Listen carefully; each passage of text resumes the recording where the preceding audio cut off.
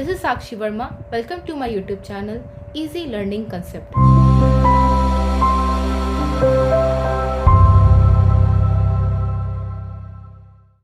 जहाँ हम लोग डिफिकल्ट कंसेप्ट को बहुत ही आसानी से समझते हैं, तो मैं आज आप लोग को class 11th NCERT political science की book Indian constitution at work का पहला chapter constitution why and how पढ़ाने जा रही हूँ। ठीक है ना। तो हिंदी में संविधान क्यों और कैसे। तो मैंने बुक में जितने टॉपिक्स दे रखे हैं सारा लिख रखा है, तो हम लोग वन बाय वन टॉपिक्स को थॉरो में डिस्कस करेंगे, सारा चीज़ को डेप्थ में पढ़ेंगे। जो आपके बुक में जो एग्जांपल्स दिए मैं वही उसी को डिस्कस करवाऊंगी, और जब कुछ एक्स्ट्रा को पढ़ाना हो तो मैं वो भी डिस्कस करवाऊंगी। ठीक है ना। क्योंकि सिर्फ बुक में जो दिया हुआ वो पढ़ना इंपॉर्टेंट नहीं होता, कई बार हम लोग को डेप्थ में भी जानने की कोशिश करनी चाहिए। तो मैं थोड़ा सा आपको डेप्थ में भी कभी बता दिया करूँगी, और जो बुक में तो वो मैं पढ़ाऊँगी जो एग्जाम पॉइंट ऑफ व्यू से इंपॉर्टेंट है। ठीक है ना। तो पहला मैं इस वीडियो में आपको फंक्शन ऑफ द कॉन्स्टिट्यूशन पढ़ाऊंगी, और उसके आने वाले वीडियोस में मैं ऑथोरिटी ऑफ कॉन्स्टिट्यूशन, उसके बाद इसके सब टॉपिक्स बताऊंगी, और at the end of the chapter objective resolution और provision adopted from constitution of different countries पढ़ाऊंगे। यानी कौन कौन से ऐसे प्रोविजन है जो दूसरे कंट्री से हमारे कॉन्स्टिट्यूशन मेकर्स ने बोरो किया। ठीक है, ये चीज़ ठीक है। उसके बाद सबसे पहला क्वेश्चन आपके लोगों के दिमाग में है कि कॉन्स्टिट्यूशन होता क्या है। हालांकि हम लोग जानते हैं 7-8 क्लास से ही कि कॉन्स्टिट्यूशन होता क्या है। What is constitution. तो constitution is a rule book, और we can say that it consist of the set of the rules. ठीक है, रिकॉल कर लिया हम लोग 7-8 क्लास का बाद। अब जानेंगे कि कॉन्स्टिट्यूशन के कितने टाइप्स होते हैं और कॉन्स्टिट्यूशन होता क्या है। मैंने यहाँ लिख रखा है। तो constitution it is a rule book. जो हम लोग फंडामेंटल राइट्स जो हम लोग 7-8 क्लास में जाने थे कितने फंडामेंटल राइट्स होते हैं, वो सारा चीज़ कहाँ दिया जाता है, वो एक फॉर्मल डॉक्यूमेंट में एम्बडीड है। सारा चीज़ किस में दिया हुआ है, कॉन्स्टिट्यूशन में। तो एक फॉर्मल डॉक्यूमेंट भी बोल सकते हैं कॉन्स्टिट्यूशन को, जहाँ हम लोग के राइट्स, हमारे duties, direct principle of the state policy, state government के पावर फंक्शन, सेंट्रल गवर्नमेंट के पावर फंक्शन, प्रेसिडेंट के पावर फंक्शन, वाइस प्रेसिडेंट के पावर फंक्शन, सारे किस में डिस्कस किए जाते हैं, हमारे कॉन्स्टिट्यूशन में। तो 2 टाइप्स ऑफ कॉन्स्टिट्यूशन होते हैं। ठीक है ना। एक होते हैं रिटन, एक होते हैं अनरिटन। रिटन एग्जाम्पल इंडिया का ही ले लेते हैं best example, unwritten best example UK, Britain कह सकते हैं। ब्रिटेन में अनरिटन कॉन्स्टिट्यूशन है। अनरिटन क्या क्यों है वहाँ की, क्योंकि एक डॉक्यूमेंट वहाँ पे फॉर्म नहीं किया गया। वहाँ ट्रेडिशन, वहाँ परंपरा ही फंडामेंटल राइट्स का रूप ले चुकी है। वहाँ कोई एक पर्टिकुलर डॉक्यूमेंट नहीं है। जैसे हम लोग कुछ भी चेंजेस लाते हैं तो वो पार्लियामेंट में पास करवाते हैं, या तो सिंपल मेजॉरिटी या स्पेशल मेजॉरिटी में, लेकिन वहाँ ऐसा नहीं है। वहाँ जैसे जो भी कोई नॉर्मल लॉ पास करवाते हैं, जैसे कॉन्स्टिट्यूशनल, वहाँ पे अमेंडमेंट भी सिंपली इसी तरह से पास करवाते हैं। वहाँ कोई भी एक पर्टिकुलर स्पेशल प्रोविजन नहीं है। ठीक है ना। तो वहाँ ट्रेडिशन ही वहाँ के फंडामेंटल राइट्स का रूप ले लिए। ठीक है ना। क्योंकि वहाँ का जो सोवरेन कौन है, सोवरेन का मतलब क्या होता है, जिसको अपना एक डिसीजन ले सके, किसी पर डिपेंडेंट ना हो। तो क्योंकि वहाँ की पार्लियामेंट वहाँ की सोवरेन है, इसीलिए वहाँ पे अनरिटन कॉन्स्टिट्यूशन है, वहाँ पार्लियामेंट को ज़्यादा तवज्जो दिया जाता है। ठीक है ना। समझ आ गया रिटन और अनरिटन क्या होता है। रिटन यानी जो फॉर्मल डॉक्यूमेंट में है, और अनरिटन यानी कि इनफॉर्मल डॉक्यूमेंट में, जहाँ ट्रेडिशन ही फंडामेंटल राइट्स का रूप ले चुकी है। ठीक है। फिर हम लोग जानेंगे कि कैरेक्टरिस्टिक्स क्या होते हैं इंडियन कॉन्स्टिट्यूशन के। ये फंक्शन ऑफ द कॉन्स्टिट्यूशन मैंने इसलिए नहीं बताया क्योंकि ये समझाना बहुत इंपॉर्टेंट है आप लोग के लिए, क्योंकि एक बेस डेवलप करेगा। अगर आप लोग हायर स्टडीज़ में अगर पॉलिटिकल साइंस ऑप्ट करते हो तो ये सब चीज़ जाना बहुत ज़रूरी है, क्योंकि विदाउट बेसिक आप स्टैंडर्ड लेवल का चीज़ नहीं पढ़ सकते, वो आपको समझ में ही नहीं आएगा। मुझे भी समझ में नहीं आता था, क्योंकि मैं जब तक बेसिक कोई नहीं पढ़ेगा तो कुछ समझ में नहीं आ सकता। ठीक है ना। इसीलिए बहुत इंपॉर्टेंट है। तो मैं पहले डिस्कस करना चाहूँगी फंक्शंस के पहले कि कैरेक्टरिस्टिक्स क्या होते हैं इंडियन कॉन्स्टिट्यूशन के, है ना। तो पहला कैरेक्टरिस्टिक है, मैंने सारा चीज़ लिख रखा है कि आपका जो टाइम है वो वेस्ट ना हो। ठीक है ना।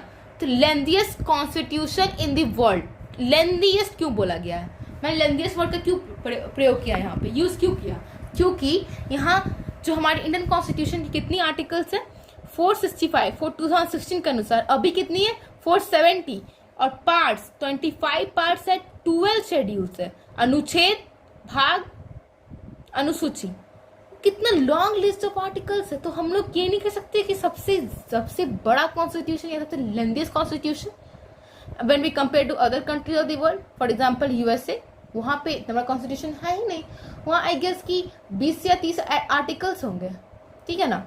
और हम लोग में इससे सबसे हम लोग का जो कंट्री सबसे बड़ा डेमोक्रेटिक फॉर्म ऑफ गवर्नमेंट हम ही लोग के कंट्री में है ना, सबसे second largest population country in the world है, ठीक है ना। तो कह सकते हैं कि हमारा जो कॉन्स्टिट्यूशन है वो lengthiest constitution in the world है। जब हमारा कॉन्स्टिट्यूशन बनकर तैयार हुआ था 26 नवंबर 1949 को, तब कितने आर्टिकल्स थे? 395 आर्टिकल्स थे, 8 शेड्यूल्स थे, 22 पार्ट्स थे, ठीक है ना। वहां से लेकर आज तक कितने हो चुके हैं? 470, which is a huge number है ना, ठीक है। तो मैंने बोला कि सेकंड पॉइंट भी इसी से जुड़ा हुआ है, क्योंकि जब हम बोल रहे हैं कि 395 आर्टिकल्स है, तो आज 470 कैसे हो गया? इसको बढ़ाने का तरीका क्या है? 470 कैसे आ गया? तो बढ़ाने का क्या है? अमेंडमेंट। जो गवर्नमेंट को लगता है कि कुछ जरूरत है, हमारे कॉन्स्टिट्यूशन में सुधार की जरूरत है, मॉडिफिकेशन बोल सकते हैं, अमेंडमेंट का मतलब मॉडिफिकेशन बोल सकते हैं, कि अगर गवर्नमेंट को लगे कि हाँ हमारी सोसाइटी में कुछ चेंजेस की जरूरत है, तो या कुछ प्रोविजन कॉन्स्टिट्यूशन के हटा भी सकती है या ला भी सकती है। For example right to property, ठीक है, ये पहले हमारी फंडामेंटल राइट थी, जिसको हटा दिया गया हमारे फंडामेंटल राइट से, है ना। तो इसको हटा दिया, किससे हटाया गया? अमेंडमेंट के द्वारा हटाया गया, ठीक है। तो आने वाले चैप्टर में हम लोग डिस्कस करेंगे राइट टू प्रॉपर्टी के बारे में, सेकंड चैप्टर में हम लोग को डिस्कस करना है, इसीलिए वहां पे हम लोग ज्यादा डिस्कस करेंगे अच्छे से। तो ये अमेंडमेंट मेथड से किया गया। नाउ जो अमेंडमेंट का भी मेथड होगा उसके भी 2 पार्ट्स होते हैं। तो यहाँ पे मैं सेकंड पॉइंट में लिखा कि rigid flexible method of rigid and flexible method of amendment. उसके 2 तरह होते हैं, ठीक है ना। अमेंडमेंट के 2 तरीके होते हैं, या तो सिंपल मेजॉरिटी से पास हो सकता है या तो स्पेशल मेजॉरिटी से पास हो सकता है। इन दोनों के बारे में भी हम लोग आने वाले चैप्टर्स में पढ़ेंगे अच्छे से। तो यहाँ पे रिजिड कब होगा? जब स्पेशल मेजॉरिटी से पास करना पड़ेगा, ठीक है ना। अभी इसके बारे में नहीं, क्योंकि इसमें नंबर्स का खेल है ना, कितने मेंबर्स होने चाहिए, कितने नहीं होने चाहिए, 1/3, 2/3, इसलिए इसको अभी नहीं समझना। बस इतना ही समझ लो कि जो हमारा जो कैरेक्टरिस्टिक्स है इंडियन कॉन्स्टिट्यूशन को, उसमें ये भी है कि हमारा जो मेथड ऑफ अमेंडमेंट है वो रिजिड भी है और फ्लेक्सिबल भी है, ठीक है ना। और तीसरा पॉइंट क्या हो जाएगा कि जो हमारी जो डिफरेंट प्रोविजंस है हमारे कॉन्स्टिट्यूशन में, वो डिफरेंट कंट्री से बोरो किया गया। फॉर एग्जांपल फंडामेंटल राइट्स को ही ले लो, ठीक है ना। फंडामेंटल राइट्स कहाँ से लिया गया? यूएसए से, पता ही है हम लोग को, है ना। फंडामेंटल राइट्स कहाँ से लिया गया है? यूएसए से, है ना। तो ये हम लोग प्रोविजन क्या किए? बोरो किए। हम लोग एज इट इज बोरो नहीं करते हैं, हम लोग उसका कुछ आइडिया लेके, अपना आइडिया लेके जोड़ के एक सिंपल फॉर्म में हमारे कॉन्स्टिट्यूशन में डाला गया। यानी कि ये नहीं कि पूरा कॉपी टू कॉपी कर दिया गया। इसके बारे में हम लोग भी चैप्टर के एंड में डिस्कस करेंगे, कि वहां पे बहुत अच्छे से बताए हुए है ना। बस खाली आप ये चीज समझ गए, ठीक है ना। उसके बाद हम लोग का जो मेन टॉपिक है इस चैप्टर का, फंक्शन ऑफ द कॉन्स्टिट्यूशन, वो डिस्कस करेंगे, जो कि बुक में पहला ही टॉपिक है, why do we need constitution, और we can say that what are the function of the constitution, ठीक है। तो हम लोग function of the constitution discuss करेंगे, ठीक है। सो फंक्शंस क्या है हमारे कॉन्स्टिट्यूशन के, और वी कैन से दैट कि हमें हमारे कॉन्स्टिट्यूशन की जरूरत क्यों है। कॉन्स्टिट्यूशन अगर ना हो तो क्या होगा? ऐसे भी तो रह सकते हैं भाई, लेकिन नहीं, ऐसा नहीं हो सकता। ये कॉन्स्टिट्यूशन बहुत ही क्रूशियल रोल प्ले करती है हमारी डे टू डे लाइफ में। कॉन्स्टिट्यूशन अगर ना हो तो हम लोग जो शांति से रह रहे हैं नहीं रह पाते, हमेशा कुछ ना कुछ होते ही रहता, ठीक है ना। कुछ ना कुछ इन द सेंस कि कभी कॉम्युनल वायलेंस, कभी रेस को लेकर कुछ ना कुछ, मतलब एक इनस्टेबिलिटी क्रिएट होती है अगर कॉन्स्टिट्यूशन नहीं होता। हालांकि अभी भी होती है, लेकिन उस अमाउंट में नहीं होती है कि जो हमारी जो कंट्री की यूनिटी को मिटा सके, है ना। तो पहला फंक्शन हम लोग डिस्कस करेंगे, constitution allows coordination and assurance. मैंने बुक का ही सारा पॉइंट्स उठाया और उसके सारे को मैं थॉरली डिस्कस करूंगी, ठीक है ना। Constitution allows coordination and assurance, ठीक है। तो बुक में एग्जाम्पल दे रखा है, ठीक है ना, उसके अकॉर्डिंग मैं समझाऊंगी, ठीक है। हम लोग जानते हैं कि जो हमारी जो कंट्री इंडिया है वो बहुत ही डाइवर्सिटी है, ठीक है। और we can say that unity in diversity, अनेकता में ही एकता है। क्यों डाइवर्सिटी क्यों है? क्योंकि हम लोग डिफरेंट रिलीजन के लोग रह रहे हैं। यहाँ कोई ये नहीं ना है कि भाई कि यहाँ पर्टिकुलर रिलीजन का लोग ही रह सकता है। यहाँ डिफरेंट कलर के लोग रहते हैं, डिफरेंट कास्ट के लोग रहते हैं, डिफरेंट बोली बोलने वाले लोग होते हैं, डिफरेंट लैंग्वेज बोलने वाले लोग रहते हैं, डिफरेंट स्किल होते हैं सबके, शेड ऑफ ओपिनियन भी सबका अलग अलग होता है, फिर भी हम लोग साथ रह रहे हैं। तो कुछ तो कारण होगा जो साथ रह रहे हैं। वो कारण क्या है? कॉन्स्टिट्यूशन ने रूल्स बना रखा है, रेगुलेशन बना रखा है, जो सबको फॉलो करना है। ये नहीं कि सिर्फ हम फॉलो करें और सामने वाला फॉलो ना करे, तो फिर उसका कोई मतलब ही नहीं है। वहाँ फिर क्या होगा? इंस्टेबिलिटी क्रिएट होगा, हार्मनी नहीं होगा, कोई पीस, कोई शांति नहीं, सब कुछ हंगामेदार होगा, है ना, जो हर जगह मारपीट होगा, ठीक है ना। तो कॉन्स्टिट्यूशन है एक बेसिक रूल प्रोवाइड की है जो कोऑर्डिनेशन का रोल प्ले करती है, जो कोऑर्डिनेट वे में हम लोग को चलाती है, बैलेंस क्रिएट करवाती है। तो पहला फंक्शन क्या हो गया कि the first function of the constitution is what, कि it specify certain basic rule which allow for minimal coordination. Constitution allow coordination, यानी हम लोग को एक रूल्स का सेट ऑफ रूल्स है, उसको हमने फॉलो करके चलना है, ठीक है। और सिर्फ हमको ही नहीं, जितने सिटीजन है कंट्री के, सबको फॉलो करना है ना, ताकि एक पीसफुल सोसाइटी क्रिएट सके, एक एग्लिटेरियन सोसाइटी क्रिएट कर सके। एग्लिटेरियन यानी सबको जहाँ पे इक्विटेबल अपॉर्चुनिटी मिले अपने स्किल को फुल करने के लिए, अपने बेसिक नीड्स को फुलफिल करने के लिए, ठीक है। तो पहला पॉइंट समझ में आ गया आप लोग को, ठीक है। अगर आपको लगे कि कोई क्वेरी है तो आप कमेंट सेक्शन में बोल सकते हो। मैं अगर नेक्स्ट वीडियो बनाऊंगी आने वाले वीडियोस में तो मैं उसको डिस्कस कर लूंगी, ठीक है। कमेंट सेक्शन में भी आप क्वेश्चन पूछ सकते हो अगर आपको समझ ना आए हो कोई भी पॉइंट्स तो, ठीक है।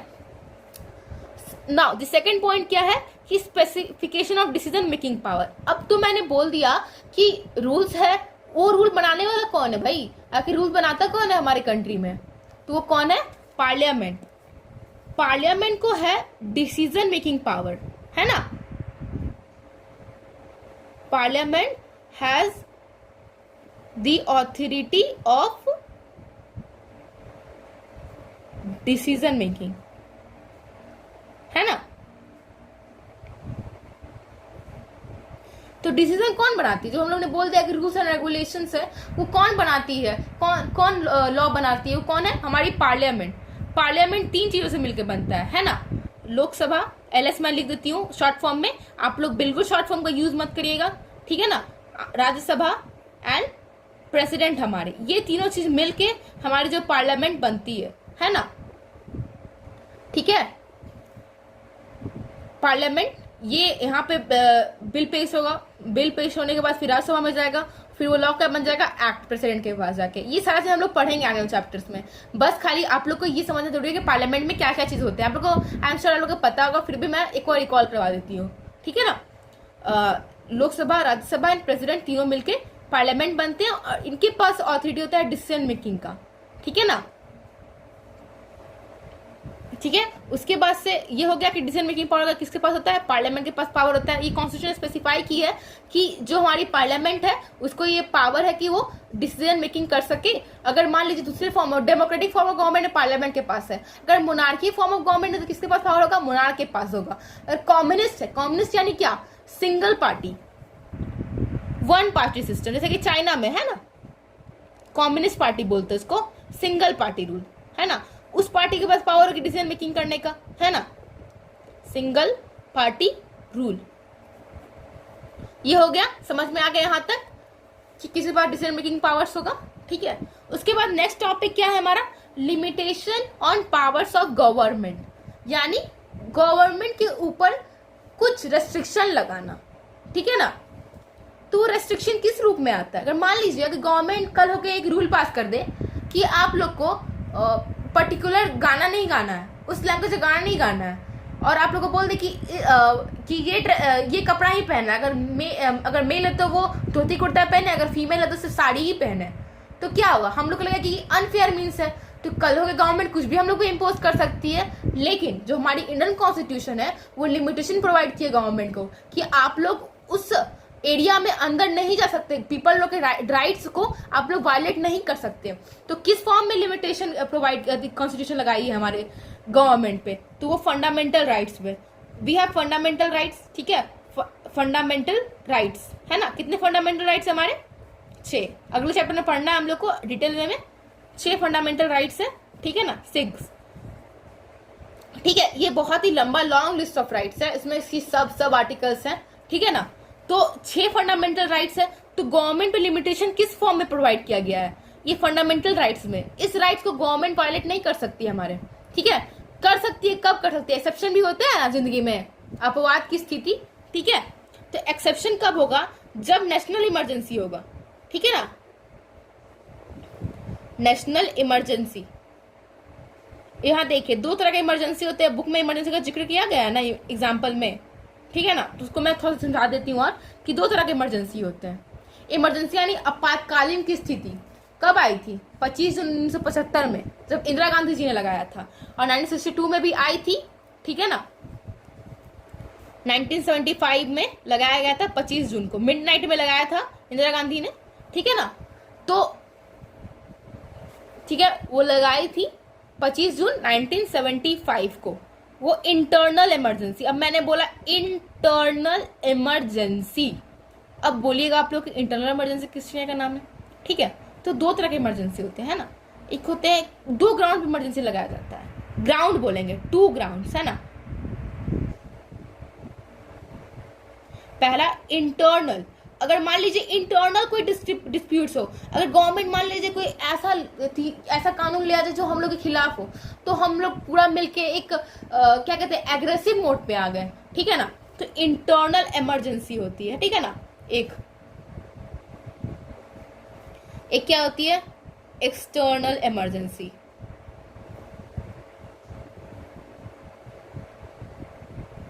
दो ग्राउंड इमरजेंसी लगाए जाते हैं, इंटरनल इमरजेंसी, एक्सटर्नल इमरजेंसी।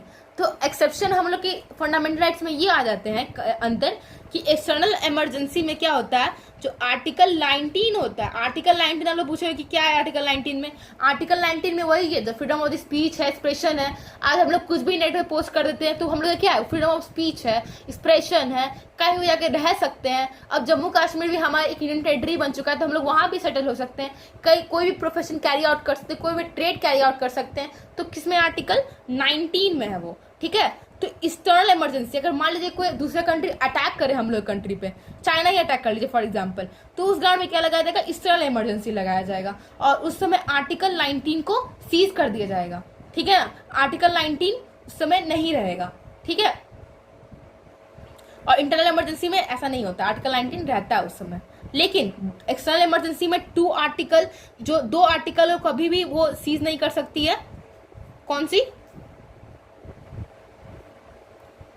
भाई? Article 20 and 21। नेक्स्ट चैप्टर में इस दोनों आर्टिकल के बारे में दिया हुआ है, अभी इतना समझ लीजिए। 20 आर्टिकल में ये है, जब भी कोई अरेस्ट होता है तो उसको प्रोटेक्शन मिलता है आर्टिकल 20 में। 21 में क्या है, जो हमारा जो right to life and personal liberty है, जीने का अधिकार है, ठीक है ना, right to live with dignity, किसमें है? 21 आर्टिकल में है।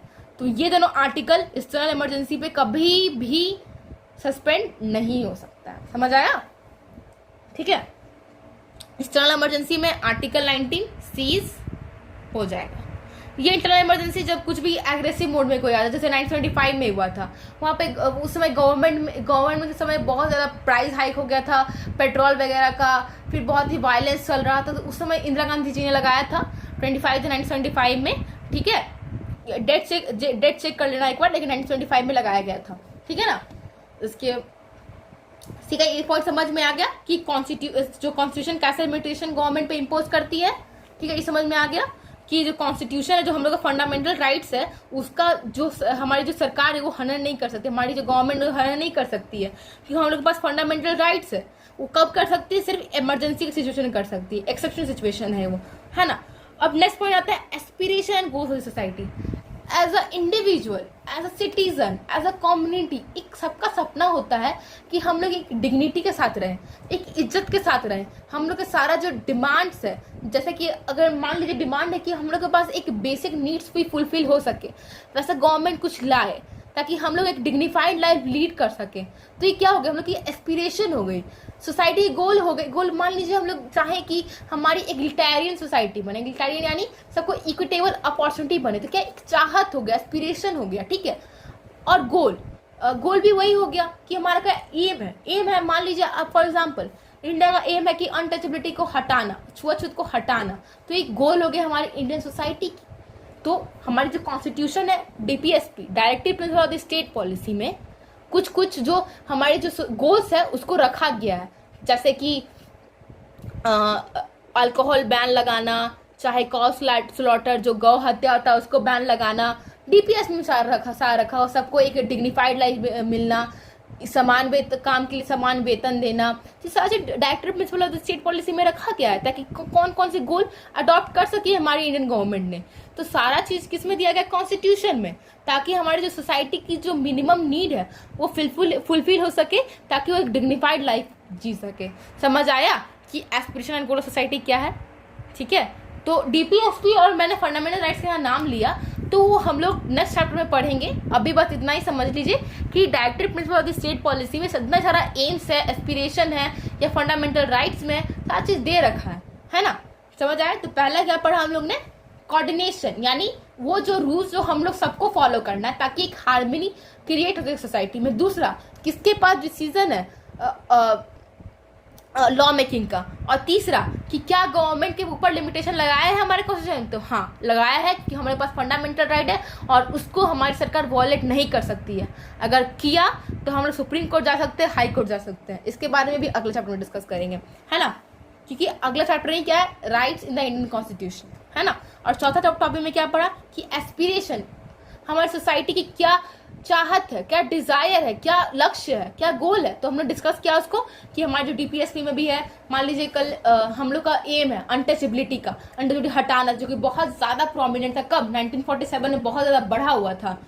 इसको हटाने के लिए क्या किया गया, एक आर्टिकल ही ले आया गया, अनुच्छेद ही ले आया गया कि अगर अनटचेबिलिटी हुआ तो आप लोग पे केस होगा। ये सिविल ऑफेंस बोला जाएगा, इसको प्रोटेक्शन ऑफ सिविल राइट्स में इसको लाया गया है। ठीक है, इसके सारा चीज आपको पढ़ना पड़ेगा आर्टिकल्स वगैरह में, इसीलिए हम डिटेल में भी नहीं जाएंगे।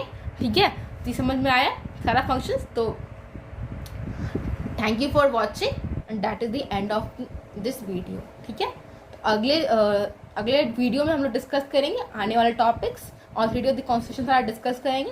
Thanks for watching.